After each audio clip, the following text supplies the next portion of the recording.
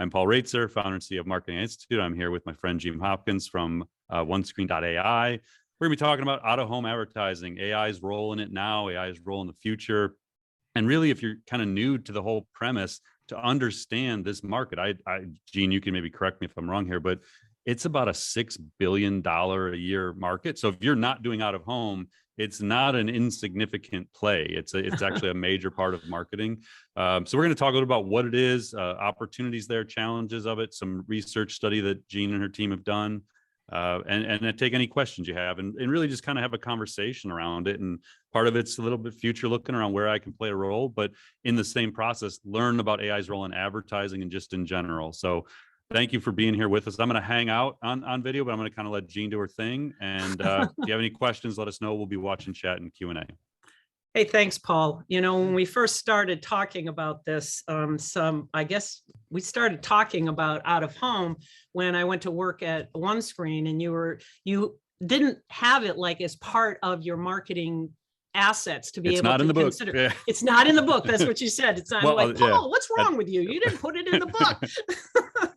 So I think that the conversation is that it's like direct mail, right? Direct mail and out of home. Tim Rowe, who is a strategist at OneScreen, he says those are his two favorite things because they work so well together. And it's possible. What we're going to talk about a lot today is really this concept of the share of voice and how do you maximize that. Last month, we launched our platform. And one of the things that I'm very excited about is the use of AI. You can see the little green button on there, a Persona Builder. And the Persona Builder allows you to be able to figure out income levels, physical locations. You have all these drop downs so that you can figure out what place ranks the highest for being able to find that ideal customer profile. It's wicked cool. We were so excited to be able to launch it. And every single day, the product just keeps getting better and better and better. So you as a marketer can go in there and say, this is what I need to find.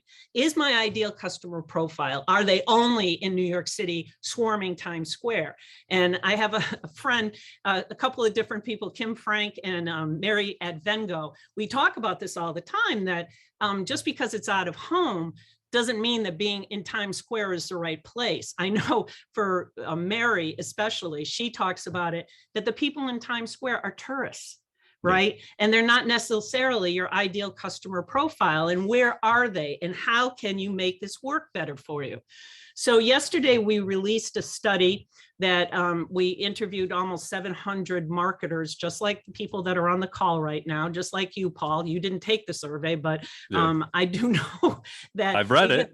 You read it. Thank you. It's really good. And we've had a lot of interest about it because we were just trying to figure out the economic impact of out of home in a marketer's arsenal, because a lot of times marketers only want to do things that they can attribute 100% of the forecast, their MQLs, their sales, their opportunities and deals and revenue. How can you attribute pipeline? And it is possible to be able to do this, particularly when you use out of home as part of a comprehensive campaign. Many organizations have a difficult time trying to figure out where is the best place to be able to leverage out of home.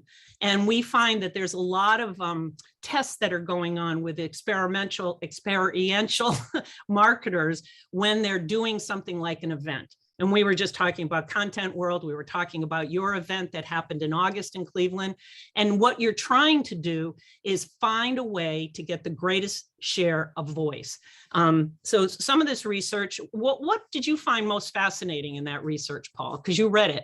Yeah, I mean, so for me, I mean, we've obviously had a number of conversations about out of home, even though it was a newer concept to me. And I did media buying in my early days, but I didn't mess with out of home at all. And so to me, the out of home was the perception of it's the billboards. Like, that's just what I kind of think about. But as you and I have spoken through the months and the last year plus in your time with OneScreen, you really start to think about like, oh, okay, so when I'm at a major conference as a marketer and I'm seeing cabs going by with signs, or I'm seeing the signs up on the street lights, or I'm seeing beyond just the regular billboards, the digital billboards, I'm seeing car wraps, I'm seeing bus station wraps. Like I never really stopped and thought about like, how do you buy that stuff? Like it wasn't a thing. And so I think what the study starts to demonstrate to me is like, yes, billboards are critical, and we'll talk about that, but there's so much else to it. And then the challenges of how do I actually, if I wanted to go buy this, if I wanted to say, okay, I want to make a big splash at the next conference we're going to, I'm going to sponsor it, or my client's going to sponsor it. How do I activate my sponsorship beyond the exhibit hall? Exactly. Like, I wouldn't know where to go to do that. Because one of the challenges in the exhibit hall is you're working with the publisher of that particular organization, and they're not necessarily letting you think outside of the conference itself. Because they don't control it. They can't control it, right? And you can get a lot of value because something as cool as an LED truck is $1,500 for 8 hours, and you have the ability. Is that all it costs? Yeah, yeah. It's a fantastic deal. And then you can put a video message on it. You can add music, and you park it or you drive it around. I mean, we had a couple of customers at the Moscone Center for the RSA security event, and they did car swarms. And you know where the Moscone Center is. It's like, you know, huge city blocks. But if you keep seeing a car drive around the building with a message, and it's colorful. You know, Wrapify kind of came up with this concept of being able to do these wrapped cars, and it's so cool. And it really stands out because it's visual, it's colorful, and it's memorable. And that's one of the things that I think that we're all struggling with. And I'll just go to the next, keep thinking about the noise level that we have right now. I mean, look at your inbox. I started using a tool called Gated, and it allows me to push less important emails to a separate folder. So I can look at it at the end of the day, but it's not clogging up my inbox because I get so many inbound messages from people that want to sell to me. My LinkedIn comes to me. So anybody that's sending me any kind of a message, this marketing saturation that's going on is creating what I like to consider an arms race between marketers who have to continually up the ante again and again the next time, because the only way you can win is to have more saturation, or you can be more creative and actually be able to rise above the noise. How many messages do you think that you see per day? Per day, Paul, how many messages per day do you think you see? I'm just trying to think of the channels, like, you know, okay, so social media, sometimes I watch TV. I don't know, like a few hundred maybe. Oh, well, I did some analysis. I took a look at the number of messages. I wanted to find real sources of information, and I got all the way back to 1970. So I was right in the year I was born. A few hundred was correct in 1978. So in 1970, 500 ad messages you would see each day without even realizing it. You could go into a drugstore, you could go into the supermarket, you could watch television. There were different things that you would be exposed to an advertising message. The next data point I found was 1980, 10 years later, where the number of messages quadrupled. And then the next data point I found was 2001. Okay, so here we are, we're getting into the whole internet, the web, all that kind of stuff. Where I remember when I was working for a fitness equipment manufacturer, Cybex, I was able to buy from Yahoo the entire exercise equipment, fitness equipment category, the entire category for $25,000. Wow. I know. But what was the rationale for that? Well, the people that would be able to buy a $5,000 treadmill would have a computer and would be able to be accessed on that if they did a search on something. By the time 2007 came, here we are at 5,000 messages per day. And then 10 years later, 6,000. And now we're all the way up to 10,000 messages per day.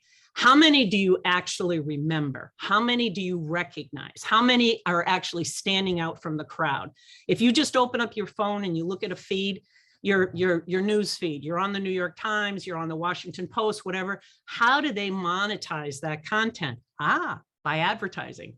And you don't even see the messages. And have you ever like gone into something and you're like scrolling up with your phone or something, you accidentally click on the ad and all of a sudden you're in that website and you don't mean to be, and now forever and ever they're going to keep retargeting. You're getting retargeted for the next 3 months, even if you buy the product. Dave Wilson, he's an executive director at a marketing agency in Boston. He posted something about why don't B2B marketers use retargeting? Because if you take the time to go to a website, like for a cloud management software company, and why aren't they using that as a retargeting opportunity? If I go to visit a shopping site, if I go to talbots.com, for example, I'm going to see talbots.com until I die. Retargeted, retargeted, retargeted, retargeted. So how come marketers are not using that as an opportunity? Well, I had this other funny B2B consumer one. When I was doing the research, trying to find out the advertising messages, one that cracked me up. Oh, I guess I just used the pun. I did it. This was CBS imprinted 35 million eggs with, you can see the dad jokes on there, shelling out laughs, find your chick, leave the yolks to us, crack the case.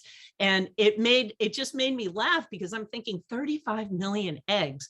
This definitely stood out. I mean, it's creative, but I wonder how many people were really surprised when they opened their egg carton. I just had a random, when you all dropped the 10,000 ping pong balls from the second floor at HubSpot, when you hit like the 10,000 customer thing, it made me think of like onslaught. Thank goodness it wasn't 10,000 eggs.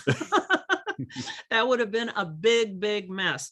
But I think the point is how do you get this 100% share of voice?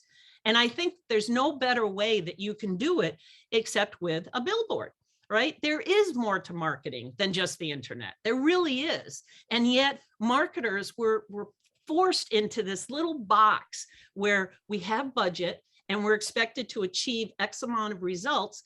And I'm just going to say, last year, Q4, the cost of pay-per-click quadrupled, because who's your competition?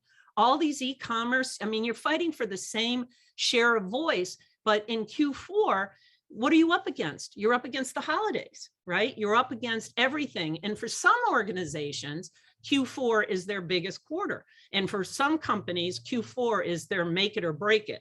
It's like it do or die for many retailers. It's going to be interesting to see what happens in January, how many retailers are able to hang on. But in this era of economic instability, it could be that it's not a wonderful holiday season for retailers. And so how do you gain that share of voice? How do you do that with ads that are being blocked? You use a private VPN, you just are not able to even see the ads. If you're getting that many messages, and I guarantee you that younger people are blocking absolutely everything that they can, but how are you going to be able to reach people that it's important? And in this research study, Isa, a designer at OneScreen, she did these little data nuggets, this column, snack sized. Almost 100% of out-of-home advertisers are satisfied with the return on the investment because they can figure it out. And although you said billboards are still number one. I mean, there's 800,000 billboards in the United States alone, 800,000.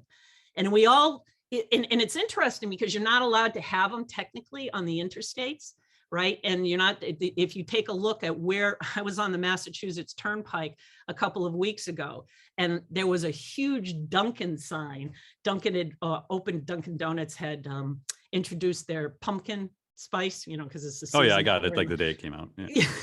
You did. Of course. And I noticed that somebody had cleared, they had some land, like some farmland off the highway, off the Massachusetts Turnpike, where billboards are not allowed technically. And they cleared out the trees, this tree line, and it was it was probably 30 by 30 feet. And so it's square instead of horizontal landscape format. It was a square with the Dunkin', and it caught my eye because it was totally unexpected. But if you think about it, the messages that we see, you are looking for messages in different places. And how can you stand out with that? That was 100% share of voice for me, seeing Dunkin' Donuts with pumpkin spice is back, right? And it was a beautiful LED screen. It was absolutely lovely. We found in this research that we did that the revenue increase of people on average, it's more than 50%, because you are able to catch the attention of the people. You're able to get that 100% share of voice, and people are actioning. You know, if you're driving, like, I don't know about you, but you know, my husband and I, when we're watching television or if we're on a long drive or something like that, he'll say, "Oh, thank you, Kathy, for posting the research. I appreciate that." It's you know, want to say, well, look it up. So you use your phone as your little computer to be able to look it up. Like, what are we trying to achieve here as an organization, as a team, as a company, in terms of increasing our overall brand awareness? And what better way to do it than with AI, because it allows you to mix together this disparate sources of data into something that is comprehensible. So you had something to say about this earlier when we talked about this, Paul. Yeah, I mean, when I look at the industry, again, you know, being relatively new, the thing I immediately look at is the disparate data that's out there. So, you know, people who have followed the Institute for a while, or maybe you're new to it, but I mean, one of the core things AI does is makes predictions based on data. So if you have a lot of data and you can organize it properly, data about buyers, data about their location data, interest data, if you can build an interest graph around it. So now you can start to actually think about, okay, I want to reach this kind of person within this geographic target to promote this thing I have. And to be able to take the data in from your own first party data, third party, however you mash it up, but then build predictive models around, okay, who are these people? How many of them are there? Where do they travel? Where is the best place to put my ads? So maybe it is a billboard on the Massachusetts, you know, freeway, or maybe it's in a small town wrapping the bus station. But that's what, like, right now we're relying on humans, instinct, and probably some data-driven strategy, but to crunch numbers that human minds aren't really designed to crunch. And so this is the kind of thing where once you can build it where you have access to all the data and you have the smart people who can build the models to kind of make these predictions, then as a marketer, I'm not just coming to your place, say, okay, I want to buy X, Y, and Z, and I'm just like kind of a la carte picking things because I don't know. Like, I don't know how to buy this stuff. I don't know the best place to put the stuff. I don't know how to give me the optimal chance of creating the most impressions. So that's, to me, where AI is an obvious play within this space, is it's just predictive modeling around behavior. And a lot of it is traffic. It could be foot traffic. It could be car traffic. It could be different transit traffic. I mean, if you go into any train, and you can go into the trains that go in and out of Boston constantly, and what are you looking at in there? There's not much to look at. And so you're staring at ads that are all over the walls of the individual trains. One of our attendees asked OOH, what does that stand for? That's a good question. Out of home. And it's this kind of standardized terminology for this discipline. What we like to call it at OneScreen is real world. You know, internet is not the real world. What we want to be able to talk about is the real world in terms of, this is when you're outside your home. You could be in a doctor's office using connected TV, and you could be getting messaging in that particular place. But you have, with the Persona Builder, being able to say, okay, I'm a pharmaceutical company and I want to make sure that I'm in ophthalmology offices. And you can buy that.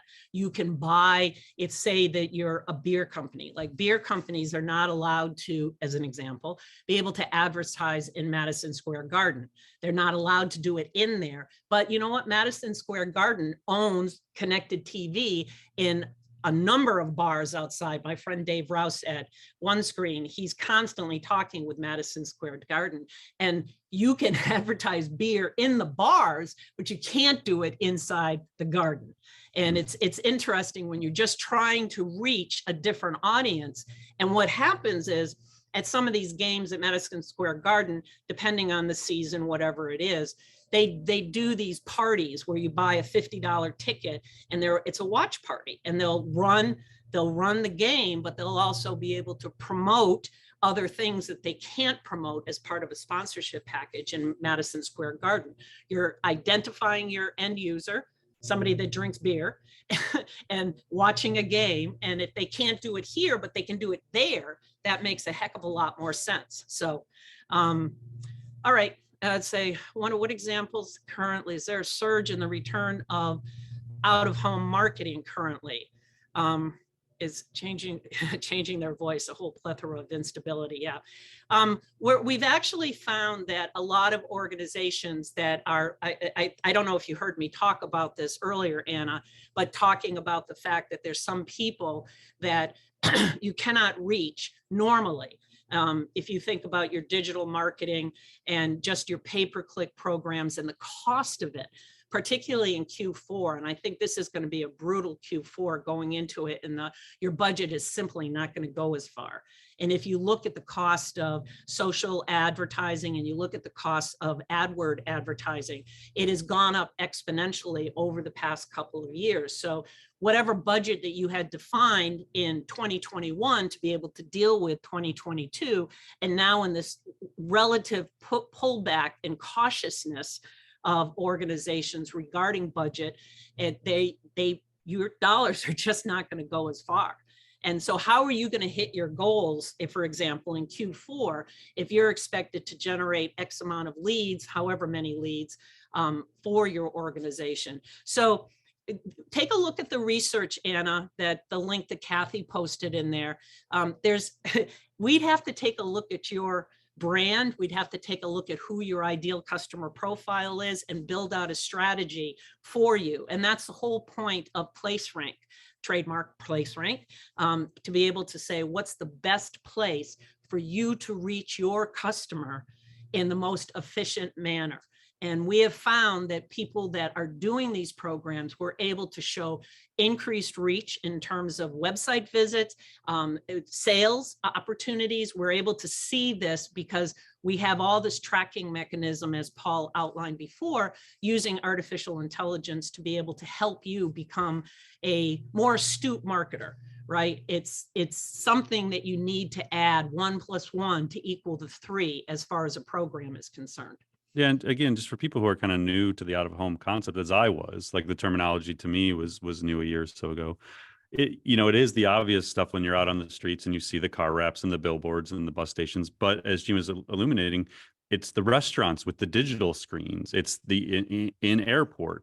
So you start to think about, like, right now I'm in Cleveland, content marketing world's in Cleveland right now. Well, there's like 1,500 people or so in Cleveland who in the evenings are going to go out to restaurants. So if I wanted to reach the people who would be attending content marketing world, I wanted to be in front of them, whether I'm an existing sponsor or I just want to get my brand in front of them while they're here. Right. And I might be saying, like, okay, what are the most popular bars that these people are going to go hang out at? And are there opportunities to advertise in those bars to get my brand? So if I'm Salesforce, like whoever it is, right. That's out of home. It's like, it is all these locations where the people go or where they travel past, where you're trying to think about how do I get in front of them when it's just me. I'm the only thing they're going to see at that moment, and I'm not competing in the noise of all the other ads on the internet as I'm scrolling through.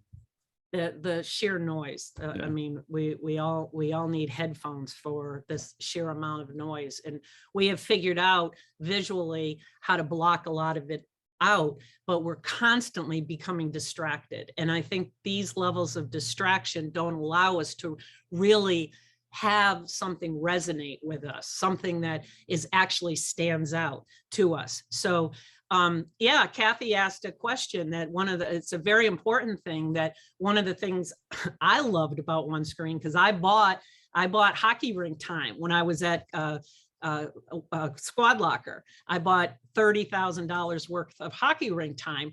Did you know that the average parent of a hockey kid, boy or girl, spends $10,000 a year on skates, equipment, and ice time? And so that is an affluent customer and buying the hockey rink time. When you're a parent and you're watching your kids skate or do practice or whatever, what do you have to look at? Okay, you can look at your phone. Okay, you can look at that, but you're usually walking around and looking at things, and buying the rink televisions is because not everybody wants to sit and freeze to death inside the actual hockey rink, but buying it was very, very successful for us.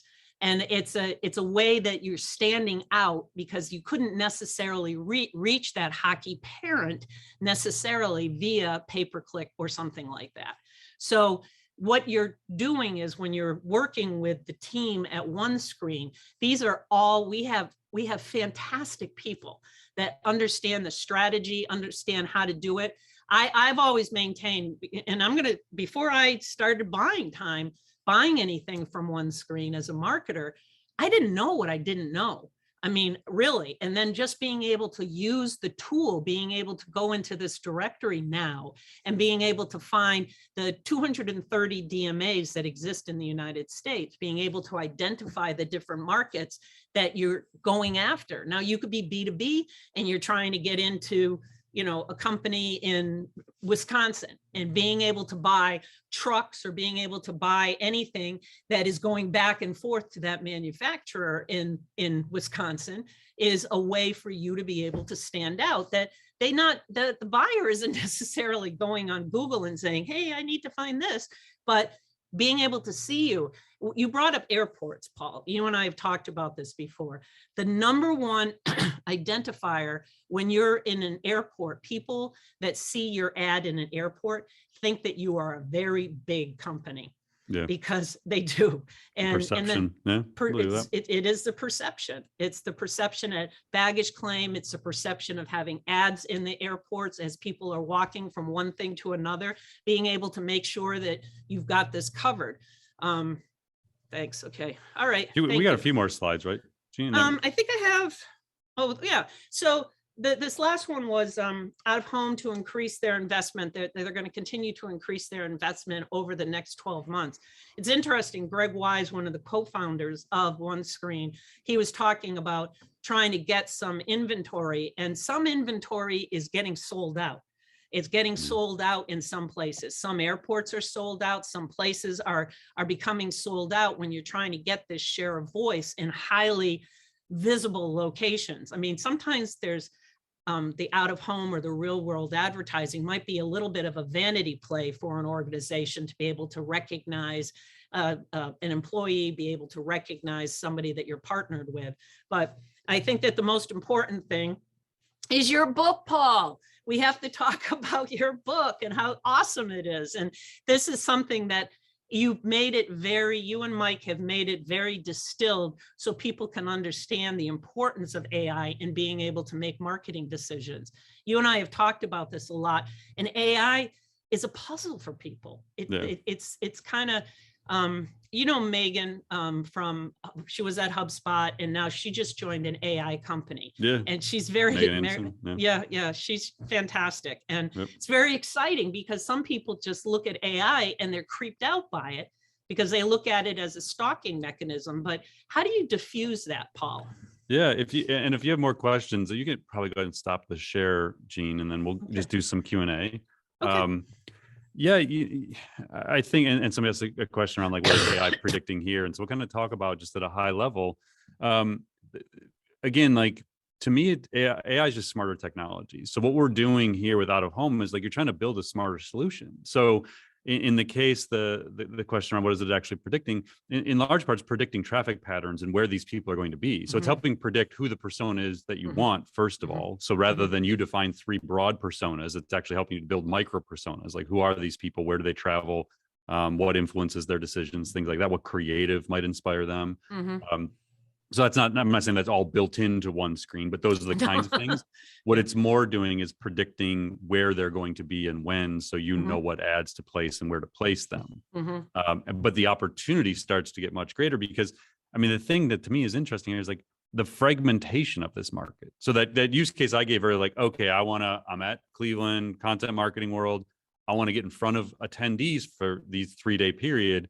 I mean, do I have to call like 15 different places? Like I assume that's how it has worked. In Boston, you'd have to, if you wanted to do out of home or real world advertising in Boston, you'd have to call 60 different vendors. You'd have to call Lamar, you'd have to call Clear Channel.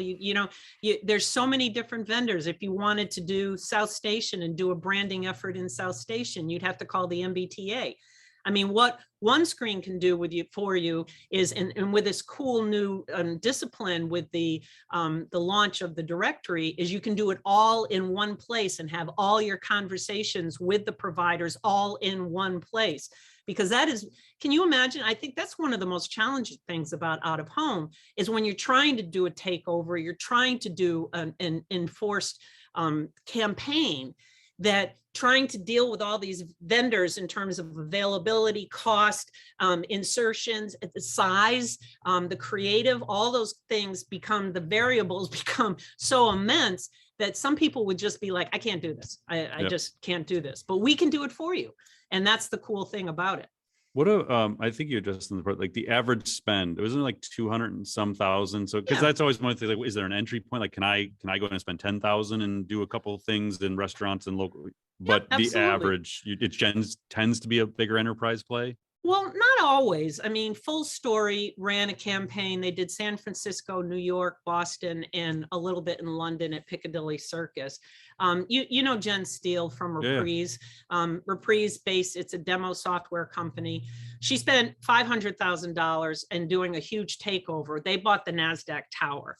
And that I always wondered, what does it cost for the NASDAQ tower? I see. It's like $10,000 for an hour. Is that right? you can do it. Just remember that there's a lot of windows in that NASDAQ tower. So make sure your creative doesn't go over those particular windows. So it's pretty exciting because think about it, Paul. Do you take a picture of yourself with your Facebook ad? No. But how many people at Reprise went to Times Square and took a picture of themselves in front of the NASDAQ tower? Yeah. How proud were they? And actually, I would have thought it'd been more expensive. Well, it is expensive. 10,000 for an hour? Well, I'm just thinking back, like when I did my second book in 2014, we bought space in the Barnes and Noble off of Times Square, I think. And I want to say it was like 5,000 for 30 days or something like that. Yeah. And it was just like basically a poster on their front window. Here's your 3x4 foot. That'll be $5,000. Thank you very much.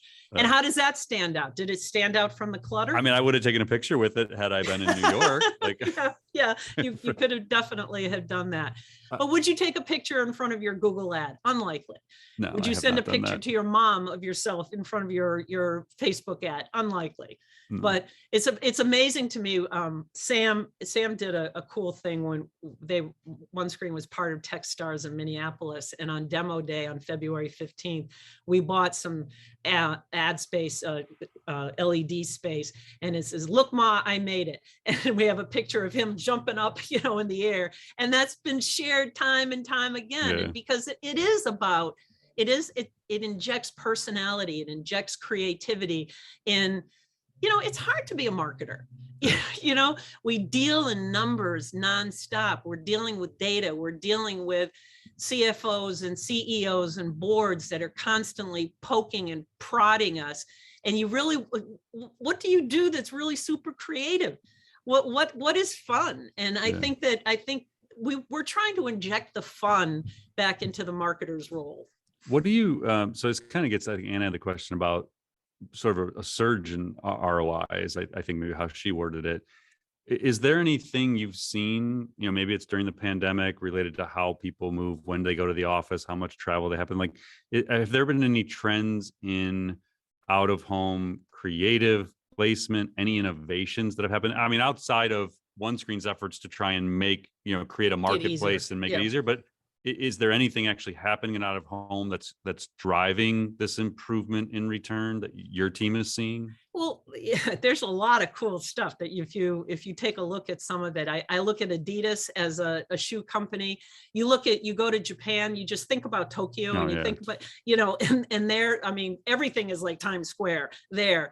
And there's been some amazing creative 3D, a lot of projection stuff that's been done where it looks like with a movie with an animal. It's so cool to be able to see those kinds of things, because what does it do? It makes you stop. It makes you look and think about it. That remember when there was always a time that there's a coffee shop in the historic district. Well, there's a lot of historic districts in Boston, but there's a huge tea kettle with the fake steam always coming out. So that's out of home, but it's also, you're looking at it going, isn't that cool? But you also think about projecting smells, like from a bakery, or if you go by the M&M store in Times Square, it smells like chocolate because they're pushing that out, and that's out of home, and you're identifying the smell with M&Ms and your memory of Times Square. And there's so many cool things that you can do, and we forget about it. Yeah. We forget. And that's one of the things. There's a wonderful billboard creator. There's a number of people that are just know how to do it and know how to do it well. Melody, she has designed some she's the one that did the Look Ma, I Made It. Okay. And it's just the creative is different for out of home because it has to be succinct, right? You have to be able to get your message across. You don't have 140 characters to be able to do something. So it's, I don't know. I find it fun and I find it invigorating. So I'll do one more question and we'll kind of wrap here. And you and I have not talked about this, so this may be something you have even no talking point on. Do you consider the metaverse out of home? And is there a play to do out of home in the metaverse? Now I'm asking this as a metaverse. I'm not very savvy in what exactly it is we're considering the metaverse other than these virtual worlds. But I had this thought last time you and I talked, and I didn't ask you about it. Like, will there be out of home advertising in this metaverse? There is already. Created? Is there really? Is already. Doesn't surprise me. Yeah. I mean, you can, but if you really think about it, think about video games and think about branding. If you really think about product placement, I worked at Lego. Right. And Lego did a lot of product placement on television shows because when you're going after kids, I managed a $40 million advertising budget for Lego, a lot of print in the women's publications, a lot of TV, the TV, very hard to get kids that are interested. But when you have kids that are Legoites, and that's what they use, you want to think about how can I make this so visible? And that's the whole idea behind those Lego giant models. I remember we built a huge model of the Statue of Liberty and brought it to Seattle for the Bumbershoot Festival, and which they typically hold over 4th of July. And we did an American citizen ceremony with flags and everything. And I did a co-promotion with American Airlines where we gave 2 round-trip tickets to Paris from anywhere in the United States. And when the person was who got the closest to the number of bricks that built that, and I sat in my hotel room opening up thousands of these things trying to find the closest number, and it turned out to be this preschool teacher who was getting married.